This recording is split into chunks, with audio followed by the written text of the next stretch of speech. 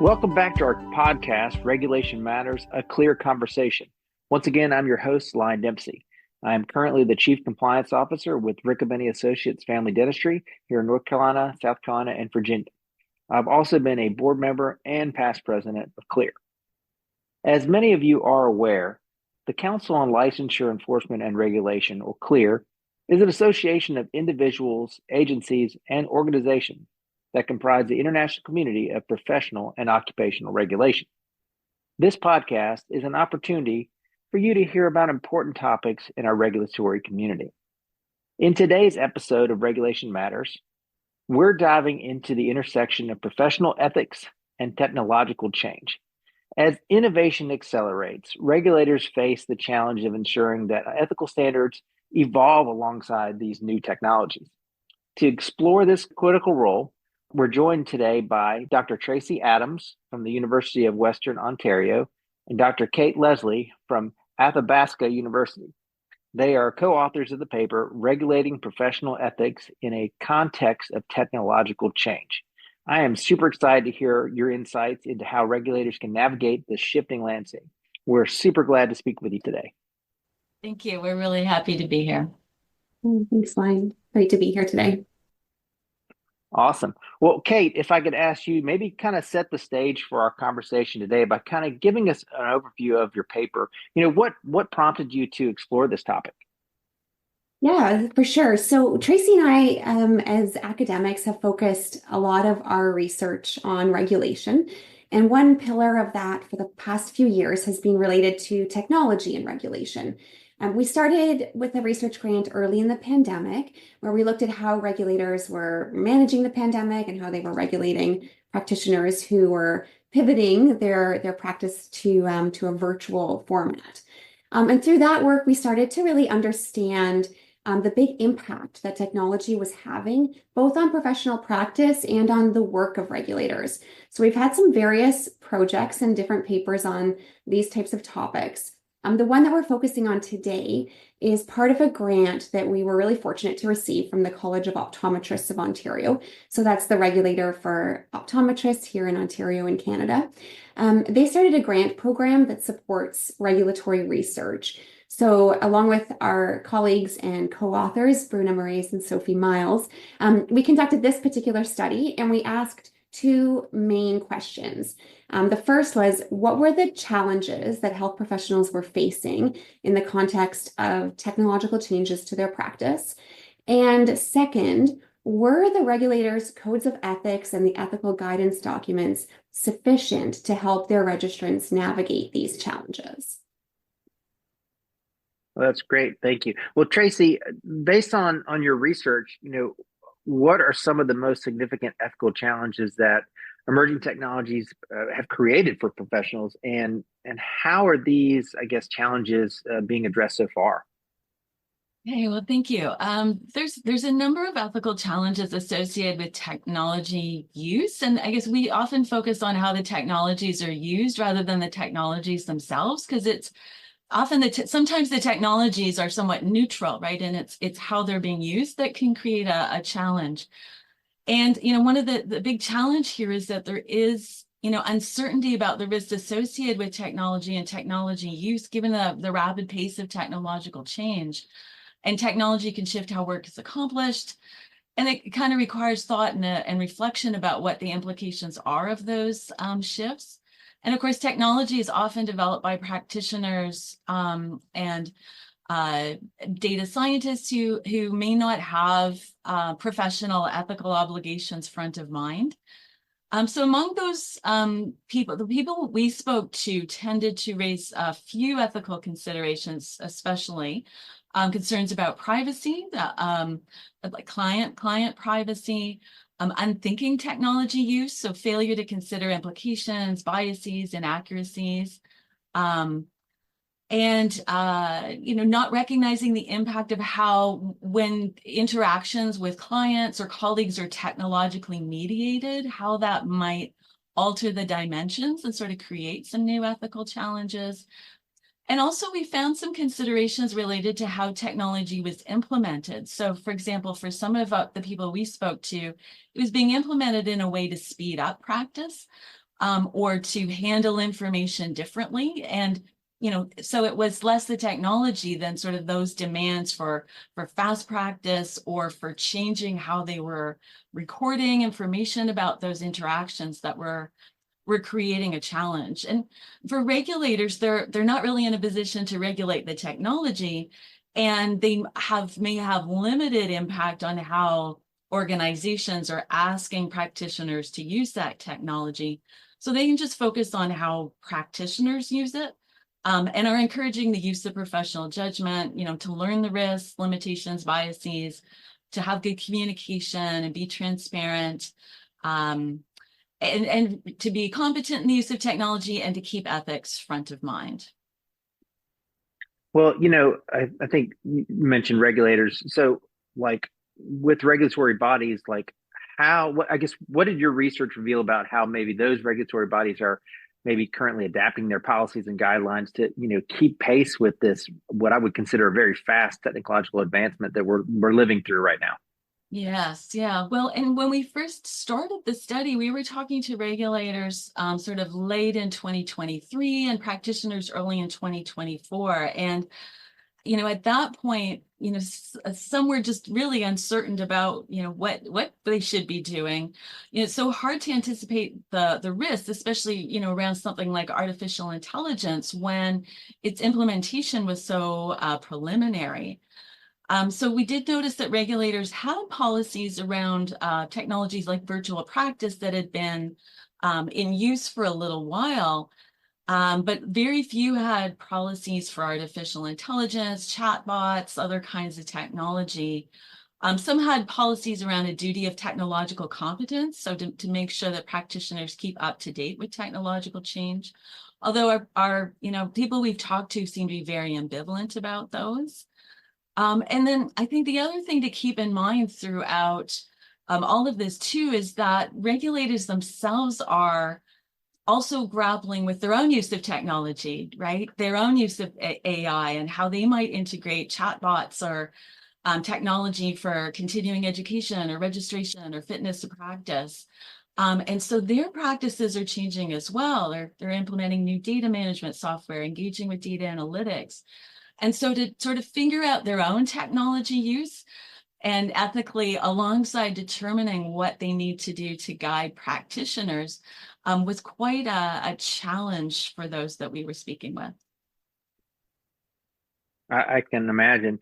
So, Kate, are we ahead of the curve or behind the curve? I mean, so I guess looking at, your study, did you find that regulators were taking more of a proactive or reactive approach to addressing the ethical concerns related to these new technologies? I mean, what are some of the key examples that illustrate those approaches? Yeah, thanks. This is an interesting question for a few reasons. I think one of them being that what constitutes proactive approaches versus reactive approaches can sometimes be a little bit gray. But maybe that's an academic debate for another day.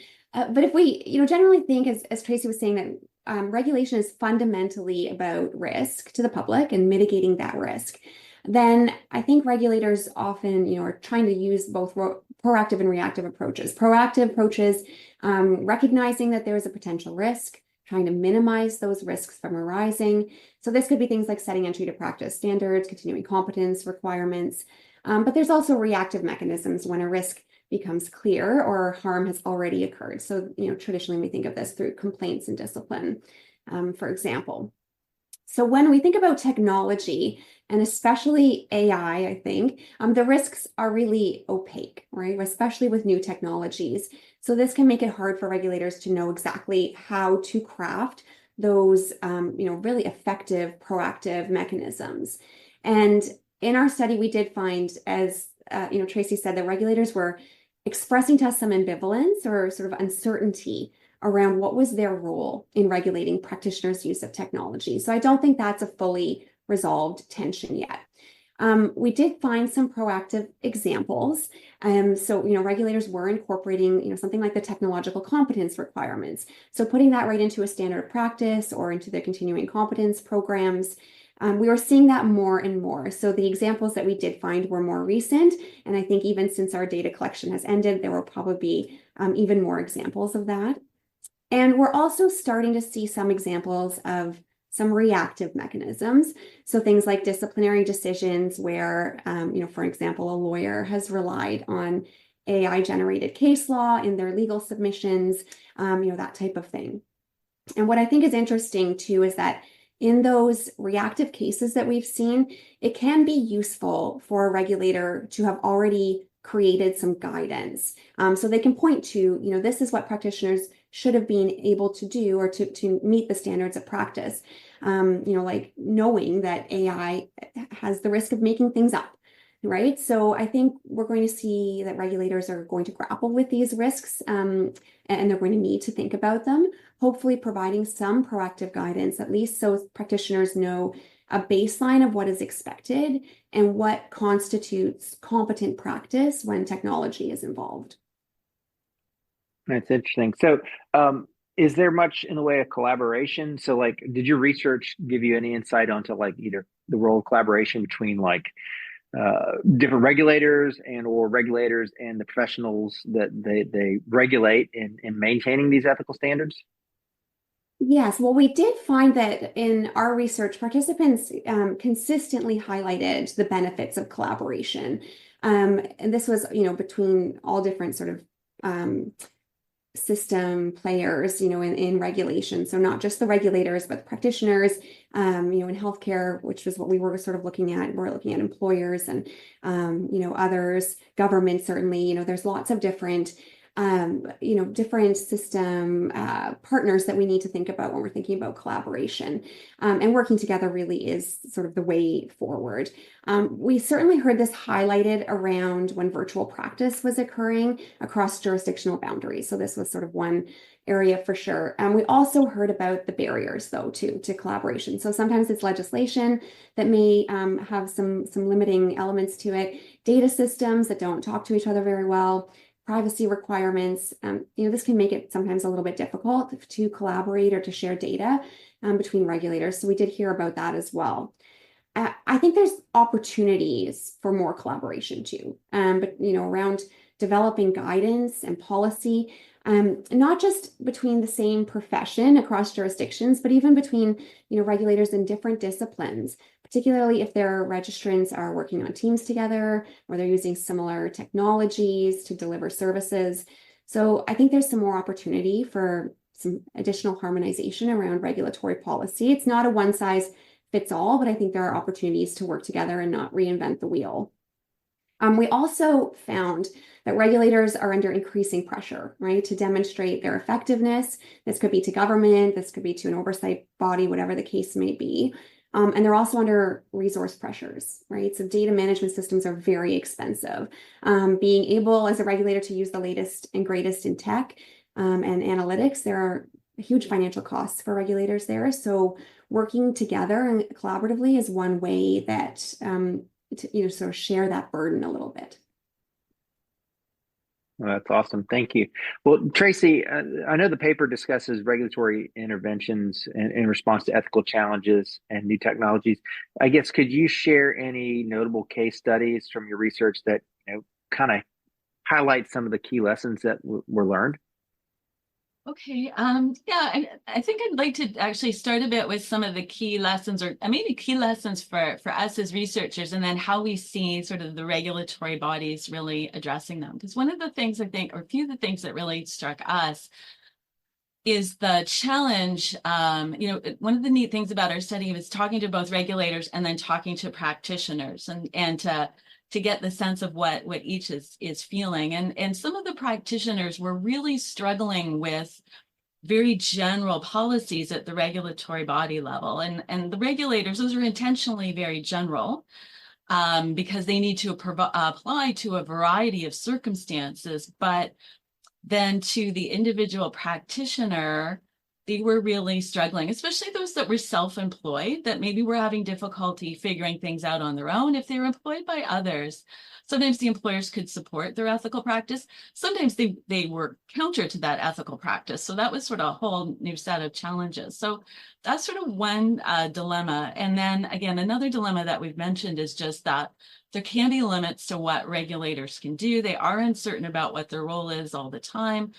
And there's things that they are out of their control. So I think for us, some of the best practices that we've seen are ones that sort of are trying to play within those dilemmas or those competing obligations or those uncertainties. So policies that acknowledge that there are benefits to technology use, but also risks associated with it, and encouraging practitioners to become familiar with risks as well as benefits, to understand that there is complexity around the use of technology and how it's being used. So you often need a very general policy, because ones that are too specific are not actually very helpful. And yet, there is this need to have support for practitioners, and also to encourage practitioners to really be critical, flexible in the use of technology, to try and be, again, aware of those biases and risks, and to really use their professional judgment. And all these really require or encourage practitioners to be competent and transparent in the use of technology, and to just keep that ethical lens in mind when using it, because you may get excited about a new piece of technology. And so just to have that moment to be reflective about, okay, well, are there implications that are just not immediately obvious, but if I think about them a bit and remember my obligations, what those are. So those I think are really some of the best practices and policies that we've seen at this fairly early juncture. Oh, that's awesome. Thank you. Thank you, Tracey. Kate, so given the global nature of technological advancement, what did your research uncover about how different jurisdictions are working to kind of align their ethical standards across borders? I mean, what challenges are most commonly encountered that you're seeing? So yeah, this is a really important point, and our particular project for this one that we're talking about today was not international in scope. We focused in on Ontario health professions, but we have done some other projects that look across borders, and we know, right, that with technology, professional services are becoming more globalized. So we're seeing some big challenges. If a member of the public complains about a provider, it turns out that provider's not licensed in that jurisdiction, where the client is. What about a regulated provider where there's a privacy breach with technology, but it turns out the data is stored in another jurisdiction?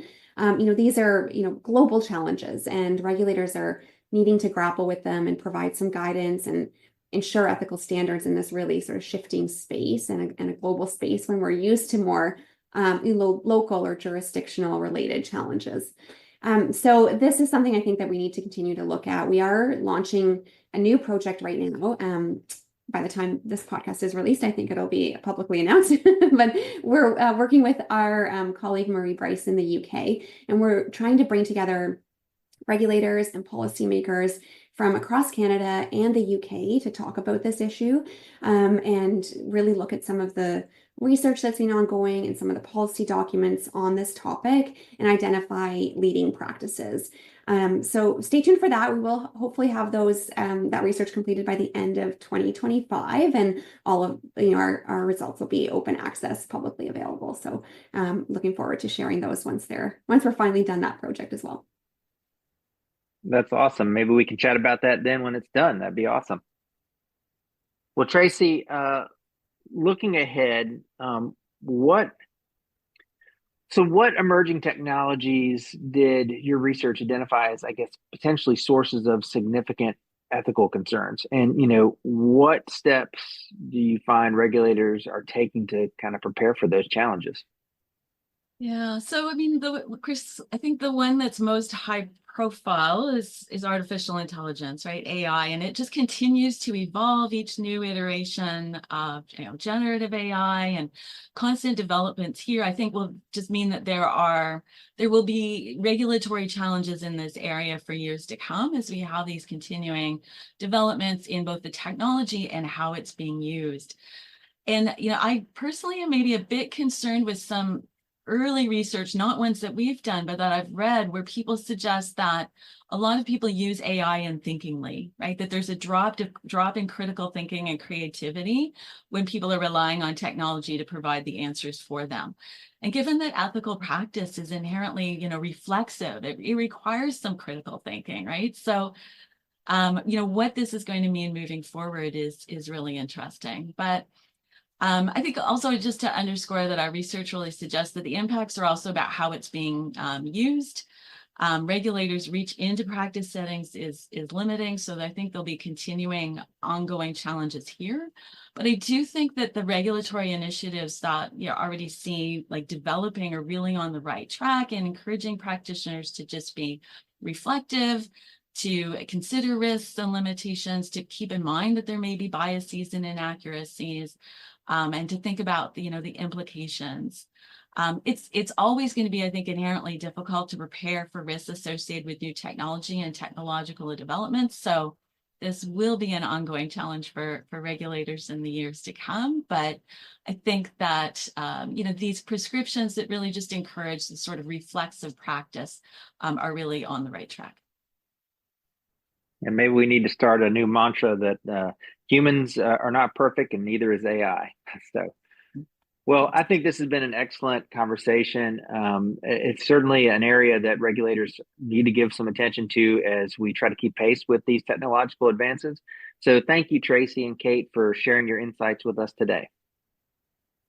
Thank you for having us. Absolutely. It has been a pleasure. And we'd like to continue this conversation with our members of the Clear Regulatory Network. This podcast episode will be posted there along with some questions for our members to consider, such as, does your code of ethics have a focus on guiding professional practice in a context of rapid technological change? And what role do you think regulators should play in regulating technology used by licensed professionals? We appreciate and thank our members for your discussion and feedback in the Clear Regulatory Network. If you haven't already, we invite and encourage you to join and take part in the online discussions. I also want to thank our listeners for tuning into this episode. We will be back with another episode of Regulation Matters, a Clear Conversation very soon. And if you're new to the Clear podcast, please subscribe to us. You can find us on Podbean or any of your favorite podcast services. And if you've enjoyed this podcast episode, please leave a rating or comment in the app. Those reviews help us to improve our ranking and make it easier for new listeners to find us. Feel free also to visit our website at www.clearhq.org for additional resources and a calendar of upcoming programs and events. Finally, I'd like to thank our Clear staff, specifically Stephanie Thompson. She is our content coordinator and editor for this program. Once again, I'm Line Dempsey, and I hope to be speaking to you again very soon.